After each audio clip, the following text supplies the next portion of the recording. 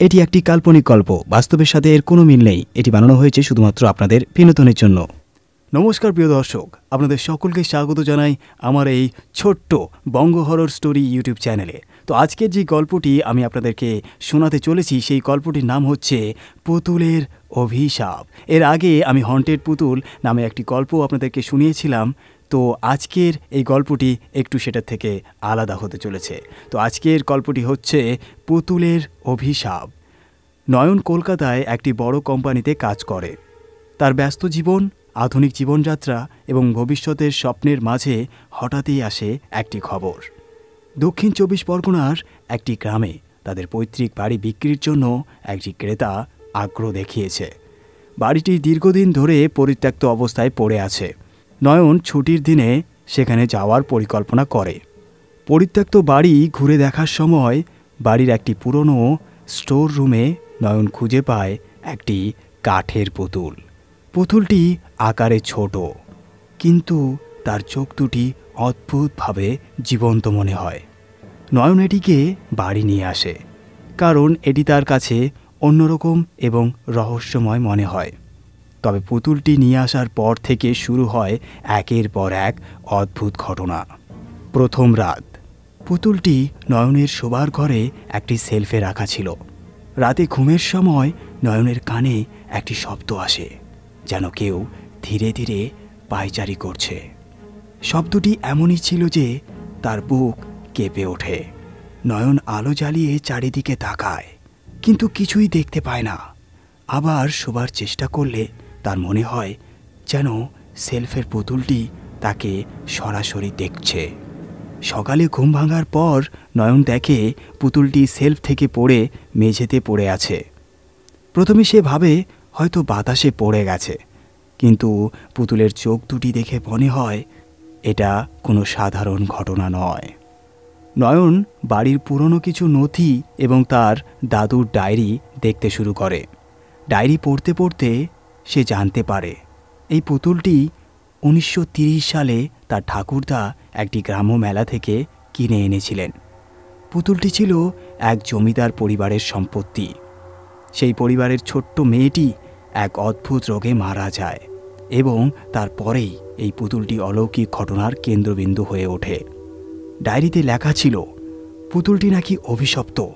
এটি যে বাড়িতে থাকে সেখানকার মানুষের জীবন দুর্বিষহ হয়ে ওঠে। নয়ন এই গল্প পড়ে কিছুটা ভয় পায়, কিন্তু সে এটিকে কুসংস্কার বলে উড়িয়ে দেয়।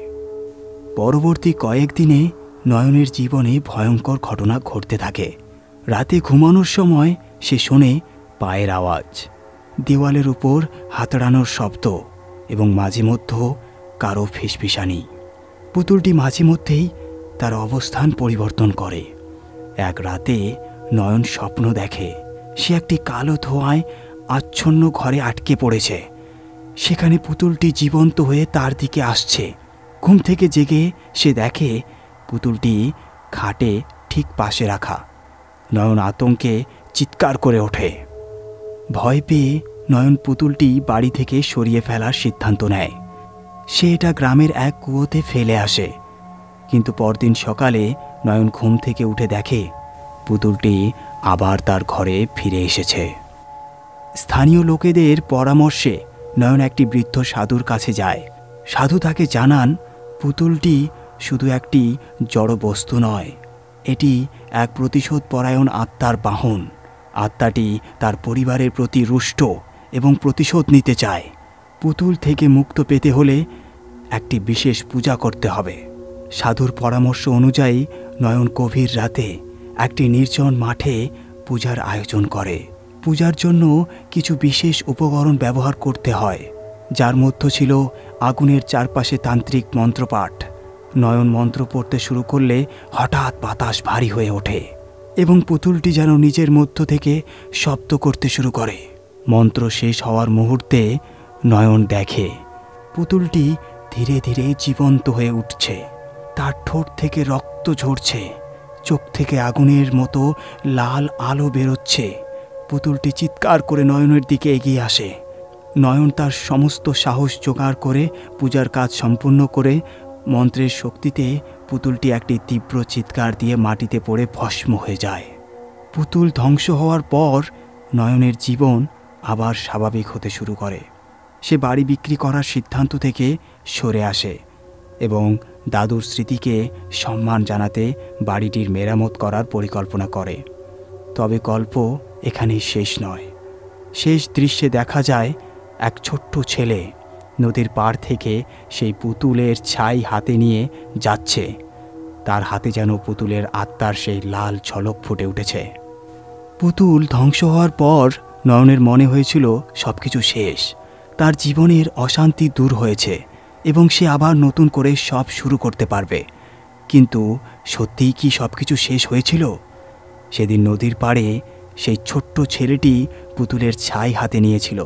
ছেলেটির নাম ছিল বিজয়। সে গ্রামের পাশের এক দরিদ্র পরিবারের সন্তান। বিজয়ের মা নদীর ধারে কাজ করছিল আর বিজয় খেলতে খেলতে নদীর ধারে চলে আসে। পুতুলের ছাই তার হাতে নেওয়ার পর থেকেই বিজয়ের মধ্যে অদ্ভুত পরিবর্তন দেখা যায়। সে সাধারণত খুব চাঞ্চল্য ও হাসিখুশি ছেলে ছিল, কিন্তু এখন তার স্বভাব হয়ে উঠেছে শান্ত, প্রায় নির্জীব। সে সারাদিন কেবল নদীর ধারেই বসে থাকে আর নদীর জলের দিকে তাকিয়ে যেন কারো সঙ্গে কথা বলে। বিজয়ের মা বিষয়টি বুঝতে পারছিলেন, কিন্তু তিনি সেটিকে কোনো অসুখের লক্ষণ বলে ধরে নিয়েছিলেন। তিনি ভাবছিলেন হয়তো বিজয় কোনো রোগে আক্রান্ত হয়েছে, কিন্তু সত্যি ঘটনা ছিল অনেক বেশি ভয়ানক। নয়নের জীবন আপাত দৃষ্টিতে স্বাভাবিক হয়ে এসেছিল। সে কলকাতায় ফিরে গিয়ে কাজে মনোযোগ দেয়, তবে মাঝে মাঝে তার মনে পড়ে সেই পুতুল এবং সেই রাতের ভয়ঙ্কর অভিজ্ঞতার কথা। কিন্তু কয়েক সপ্তাহ পর নয়নের জীবনে আবার অদ্ভুত ঘটনা ঘটতে শুরু করে। প্রথমে সে নিজের ফ্ল্যাটে দরজা বা জানলার কাছে অদ্ভুত শব্দ শুনতে পায়। সে ভাবে হয়তো বাতাসের শব্দ কিংবা বাইরে কোনো কিছু। কিন্তু যখন সে মাঝরাতে ঘুম থেকে জেগে দেখে তার শোবার ঘরের মেঝেতে ছাইয়ের উপর কিছু পড়ে আছে, তখন তার মনে সন্দেহ জন্মায়। দিন দিন ছাইয়ের পরিমাণ বাড়তে থাকে আর সেই সঙ্গে বাড়ে নয়নের মনের ভয়। এক রাতে নয়ন স্বপ্নে দেখে সে আবার সেই পুরনো বাড়িতে ফিরে গেছে। ঘরটি অন্ধকারে আচ্ছন্ন আর ঘরের মাঝখানে সেই পুতুলটি বসে আছে। পুতুলটি ধীরে ধীরে তার দিকে এগিয়ে আসে এবং বলে, তুমি ভেবেছো আমি শেষ? আমার সাথে খেলা এখনো বাকি। নয়নের ঘুম ভেঙে যায়। তার সারা শরীর ঘামে ভিজে গেছে। সে বুঝতে পারে পুতুলের অভিশাপ এখনও শেষ হয়নি। পরের দিন নয়ন ছুটি নিয়ে আবার গ্রামে ফিরে যায়। সে মনে করে পুতুলের ভস্ম হয়তো ঠিকমতো নিষ্পত্তি করা হয়নি। গ্রামে গিয়ে সে জানতে পারে নদীর পাড়ে ছাই হাতে নেওয়া বিজয় এখন প্রায় পাগলের মতো আচরণ করছে। নয়ন যখন বিজয়ের বাড়ি যায় তখন বিজয়ের মা জানায় বিজয় মাঝে মাঝে নিজের ঘরে একা একা কথা বলে। তার চোখে অদ্ভুত এক লাভা দেখা যায়। নয়ন বিজয়ের সঙ্গে কথা বলতে গেলে বিজয় তার দিকে অদ্ভুতভাবে তাকায়। তার গলায় কিশোর নয় বরং প্রাপ্তবয়স্ক কারো মতো গম্ভীর ও ভয়ানক স্বর শোনা যায়। সে বলে, তুমি ভেবেছিলে আমাকে শেষ করতে পারবে? আমি ফিরে এসেছি, এবার আমার প্রতিশোধ পূর্ণ হবে। নয়ন বুঝতে পারে পুতুলের আত্মা এখনও বিজয়ের শরীরে বাস করছে। নয়ন আবার সেই বৃদ্ধ সাধুর কাছে সাহায্য চায়। সাধু তাকে জানায় আত্মাটি এখন পুরোপুরি বিজয়ের দেহের নিয়ন্ত্রণে চলে এসেছে। এটি শুধু প্রতিশোধের জন্যই নয়, বরং আরও শক্তিশালী হতে চায়। পুতুলের ভস্মের মাধ্যমে এটি নিজেকে অন্যের দেহে স্থানান্তর করতে সক্ষম হয়েছে। সাধু জানায় আত্মাটিকে মুক্ত দিতে হলে বিজয়কে সরাসরি আত্মার মুখোমুখি হতে হবে। তার জন্য একটি বিশেষ তান্ত্রিক সাধনার প্রয়োজন, যা শুধু একটি নির্দিষ্ট রাতে করা যাবে, যখন চাঁদের আলো একেবারে নিস্তেজ হয়ে থাকে। সাধুর পরামর্শ অনুযায়ী নয়ন, সাধু এবং বিজয়ের মা সবাই মিলে সেই নির্দিষ্ট রাতে সাধনার প্রতিশ্রুতি নেয়। বিজয়কে বাধ্য করা হয় অংশগ্রহণ করতে। তবে বিজয়ের মুখে তখন একটিই কথা, তোমরা আমার শক্তি কেড়ে নেওয়ার চেষ্টা করছো, কেউ আমাকে থামাতে পারবে না। সাধু একটি নির্জন জায়গায় মন্ত্রপাঠ শুরু করেন। চারপাশে প্রদীপ জ্বালানো হয় এবং ধূপ জ্বালিয়ে আত্মাকে আহ্বান করা হয়। মন্ত্রপাঠের মাঝেই বিজয়ের দেহ ভয়ানকভাবে কাঁপতে শুরু করে। তার মুখে এক অদ্ভুত হাসি ফুটে ওঠে। তার চোখে সেই লাল আভা আরও তীব্র হয়ে ওঠে। সে চিৎকার করে বলে, তোমরা আমাকে থামাতে পারবে না, আমি সবাইকে ধ্বংস করব। আত্মাটি বিজয়ের দেহ থেকে বেরিয়ে এসে একটি কালো ধোঁয়ার মতো আকার ধারণ করে। চারপাশে তীব্র বাতাস বইতে থাকে।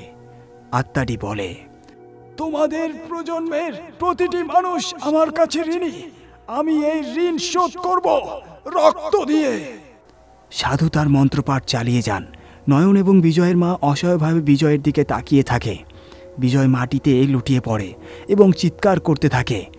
নয়নের মনে হয় আত্মাটি তাদের সবাইকে ধ্বংস করে দেবে। হঠাৎ মন্ত্রপাঠের শক্তিতে আত্মাটি দুর্বল হতে শুরু করে। কালো ধোঁয়া ক্রমে ছিন্ন ভিন্ন হয়ে যায়। আত্মাটি তার শেষ চেষ্টায় নয়নের দিকে ধেয়ে আসে, কিন্তু মন্ত্রপাঠ শেষ হওয়ার সঙ্গে সঙ্গে আত্মাটি এক তীব্র চিৎকার করে মিলিয়ে যায়। বিজয় অজ্ঞান হয়ে পড়ে। বিজয় ধীরে ধীরে সুস্থ হয়ে ওঠে। তার শরীর থেকে আত্মার প্রভাব পুরোপুরি চলে যায়। নয়ন এবং বিজয়ের মা স্বস্তি পায়। তবে নয়ন বুঝতে পারে পুতুলের অভিশাপ যতবারই ধ্বংস করার চেষ্টা করা হোক না কেন, তার অস্তিত্ব পুরোপুরি মুছে ফেলা অসম্ভব। গল্পের শেষ দৃশ্যে দেখা যায় গ্রামে একটি মেলা। মেলার এক কোণে একটি কাঠের পুতুল বিক্রি হচ্ছে। পুতুলটির চোখে সেই লাল আভা আবার ফুটে উঠেছে। প্রিয় দর্শক, আজকের এই গল্পটি আপনাদের কেমন লেগেছে অবশ্যই কমেন্টে জানাবেন। আর হ্যাঁ, এই রকমের গল্প যদি আপনি আরও শুনতে ইচ্ছুক হন তাহলে চ্যানেলটি সাবস্ক্রাইব করে নেবেন। ধন্যবাদ। সবাই ভালো থাকবেন, সুস্থ থাকবেন।